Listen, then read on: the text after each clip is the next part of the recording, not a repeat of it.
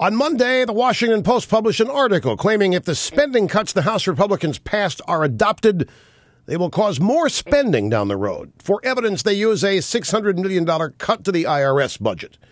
Now, the Post cites an AP report that claims every dollar the IRS spends for audits, liens, and seizing property from tax cheats brings in more than $10, a rate of return that's so good the Obama regime wants to boost the agency's budget.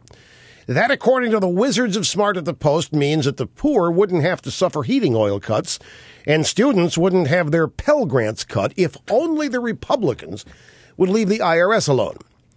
Now, this is obvious idiocy, but let me ask you a question. Why do you suppose Republicans want to cut the IRS budget? Well, the Washington Post claims the reason is Republicans don't like spending, at least when they're not in power, and they don't like taxes.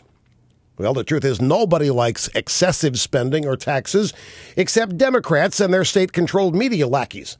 But there's more to it than that, namely Obamacare. Republicans want to cut the IRS budget to prevent the IRS from hiring thousands of new agents to prosecute Americans who don't comply with Obamacare.